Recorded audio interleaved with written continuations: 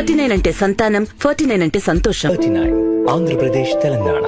గురూజీ, ఇక ముఖ్యంగా చూసుకుంటే 2023లో జరిగినటువంటి ఎన్నికల్లో ఆంధ్రప్రదేశ్లో కూటమి ప్రభుత్వం అధికారంలోకి వచ్చింది.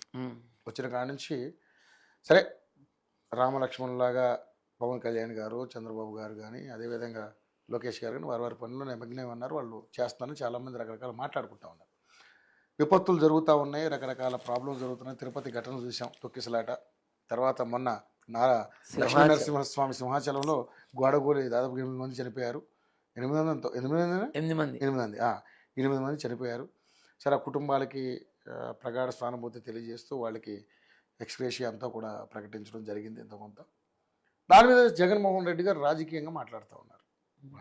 జగన్మోహన్ రెడ్డే కాదు, చాలామంది మాట్లాడుతూ ఉన్నారు కాంగ్రెస్. అంటే కేవలం చంద్రబాబు నాయుడు అధికారంలోకి వస్తేనే జనాలు చచ్చిపోతున్నారు అనేది దీన్ని కొంచెం డిఫరెంట్గా తీసుకెళ్తున్నారు. మరి అంతకుముందు జగన్మోహన్ రెడ్డి గారు అధికారంలో ఉన్నప్పుడు మరి లాంచ్ కూలిపోయి దగ్గర 45 మంది చనిపోలేదా? ఇవన్నీ మాట అంటే ఇలాంటి పెద్దవారు దీన్ని అనాలిసిస్ చేయాలి. ఎందుకంటే మీరు రాజకీయంగా మాట్లాడుతున్నారు కాబట్టి. మరి నిజంగానే దీన్ని ఏ విధంగా చూస్తారు? నేను ఎప్పుడు చెప్తూనే ఉంటాను, పాలక పక్షం ప్రతిపక్షం ఈ రెండు అత్తాకోడళ్ళు. ఓకే, అత్తాకోడలు అత్త స్థానంలో కోడలు వస్తే తనకి వచ్చే కోడల్ని ఏకి పారేస్తుంది. కోడలికి అత్త అంటే పడకపోతే మొగుడు ద్వారా చూపిస్తుంది. కానీ గొడవ మాత్రం ఆగదు. 10లో 7 మంది జీవితాలు ఇలానే ఉంటాయి. ఎక్కడో పెట్టి పుట్టి అదృష్టం చేసుకుంటే తప్ప అత్తా కోడళ్ళు తల్లి కూతుడులాగా ఉండరు. సహజంగా తల్లి కూతుళ్లే ఉండి చావట్ల ఇవాళ రేపు. అత్తా కోడలు ఉంటారా? అయితే ఇక్కడ నువ్వు అన్నట్టుగా చంద్రబాబు నాయుడు గారు పాలనలోకి వచ్చాక ఇలాంటివి జరుగుతున్నాయి అని వాళ్ళు అన్నారు. జగన్ ప్రభుత్వంలో ఉన్నప్పుడు రథం కాలిపోయినా, సింహాలు దొంగిలించబడ్డా, ఇలాంటివి ఎన్నో జరిగినప్పుడు, రాముడు వారు తల నరికిన సంబంధించి ఇవన్నీ వాళ్ళు ఒక్కసారి ఎనలైజ్ చేసుకోవాలి. మనం ఒకడని అనే ముందు, హనుమంతుడు చేతులు నరికేసిన అనే ముందు వీళ్ళు ఏం చేస్తున్నారో తెలుసుకోవాలి. ఇప్పుడు చంద్రబాబు నాయుడు గారి మీద ఈ రకమైన ఎలిగేషన్ తీసుకొచ్చారు. అప్పుడు అధికారంలో ఉన్నప్పుడు పుష్కర స్నానాల్లో ఇంతమంది పోయారు, తర్వాత ఇలా పోయారు, మొన్న బుడమేరు వచ్చింది. అవకాశం అనేది దొరికినప్పుడు దానికి తగినట్టుగానే ఎవడైనా మాట్లాడతాడు. రేపు జగన్ అధికారంలోకి వచ్చాడు అనుకో, అప్పుడు వీళ్ళు జగన్ని మాట్లాడతారు. ఇది కామన్ నాన్న, ఇది నేను చెప్పి చచ్చేదేముంది, ఇది అందరికీ తెలుసు. అయితే మాస్టర్ మైండ్స్ కామర్స్ చదవాలనుకునే 10th ఇంటర్ విద్యార్థుల తొలి ఎంపిక. అధికారంలోకి వచ్చిన కూటమి ప్రభుత్వం తక్షణం చేయాల్సిన పనులు ఏమిటంటే, ఈ హామీలు వాళ్ళు చెప్పేశారు, ఇవి చేయగలం, ఇవి చేయలేం చెప్పేశారు. ఇప్పుడు చెప్పు, ఏవి చెప్పి వచ్చారో అవి చెయ్యలేము అని చెప్పారు. ఎలా తీసుకుంటావు దీన్ని? రైట్, అయిపోయింది. కళ్యాణ్ బాబు సీఎంగా ఉన్నప్పుడు ఈ అవతల ఇంకొక వ్యక్తిని ఇలా చూడాలనుకుంటున్నావు, అలా చూడాలనుకుంటున్నావు అని చెప్పి మీరేం చెప్తున్నారు ప్రజలకి? అంటే మీ అంతర్గత కుమ్ములాటల గురించి మీరే చెప్తున్నారనే బయటికి వాళ్ళే. అవునా? జనసేన ఆవిర్భావ సభ జరిగింది.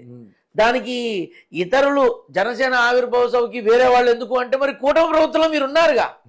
కూటమి ప్రభుత్వం అండతోనేగా అక్కడ డిప్యూటీ సీఎం పదవులైనా, మంత్రి పదవులైనా, ఎమ్మెల్యే టికెట్లైనా, ఎమ్మెల్సీలైనా అన్ని వచ్చింది వీళ్ళతోనే కదా. కలిసి మీరు ఇప్పుడు మరి హైందవ శంకరరావానికి మన పురంధరేశ్వరం ఎందుకు పిలిచారు? బీజేపీలో ఉంది కాబట్టి. అవునా? సో ఇప్పుడు నేను ఏదైతే ఆ హైందవ శంకరరావంలో ఉండాల్సిన మొట్టమొదటి మనిషి కళ్యాణ్ బాబు, మొట్టమొదటి మనిషి కళ్యాణ్ బాబు ఉండాలి. సనాతన ధర్మం కోసం దుర్గమ్మ వారి మెట్లే కడిగాడు, పాదయాత్ర చేసుకుంటూ తిరుమల కొండ ఎక్కాడు. ఆ మనిషి లేడే? ఎందుకు లేడు? మామూలుగా అంటున్నా. ఈ జనసేన ఆవిర్భావ సభ అప్పుడు వచ్చినటువంటి కొన్ని కామెంట్స్ కానీ, అక్కడ ఉన్న నాయకుల మీద వచ్చినటువంటి చలిన బురద కానీ ఏం తెలియజేస్తున్నారు? కళ్యాణ్ బాబు గారు చేయాలనుకుంటే మిగతా వాళ్ళు ఆపుతున్నారా? కూటమి ప్రభుత్వంలో నువ్వు ఒక భాగం, మొత్తం కాదు. తెలుగుదేశం చంద్రబాబు నాయుడు గారికి వచ్చినవన్నీ 134, కానీ ఇచ్చిన ప్రాధాన్యత ఎవరికి కదా? అంత ప్రాధాన్యత ఇచ్చి అంత చక్కని స్థానం ఇచ్చి తన తర్వాత తనంతటి స్థానం ఇచ్చినప్పుడు వారిని కూడా కాస్త హైందవ శంకారామంలో మన అమ్మ పురంధరేశ్వరిని పిలిచినట్టుగా ఇన్ని పిలిస్తే బాగుండేది.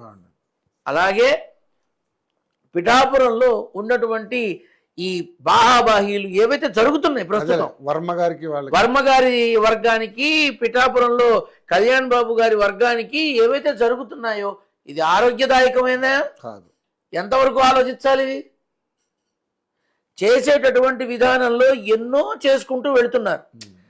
వాళ్ళ మీద వీళ్ళు, వీళ్ళ మీద వాళ్ళు బురద చల్లుకునే కార్యక్రమాన్ని ఆపి హామీలు చేయలేవని చెప్పారు. హామీలు చేయలేవని చెప్పేశారు. ఏదైతే నిరుద్యోగ భృతి, ఉద్యోగ అవకాశాలు ఇంకా ఏం క్లారిటీ లేదు. ఇంటికి ఇంతమందికి చదువు కోసం ఇంత ఇస్తామని చెప్పారు, దానికి క్లారిటీ లేదు. ఏవైతే పథకాలు వెనకబడి ఇస్తారంట కదా ఇప్పుడు. నేను అదే అంటున్నా, చెప్పిన పాతవి వదిలేసి కొత్తవి తీసుకురావడం ఏంటి? మాస్టర్ మైండ్స్ కామర్స్ చదవాలనుకునే 10th ఇంటర్ విద్యార్థుల తొలి ఎంపిక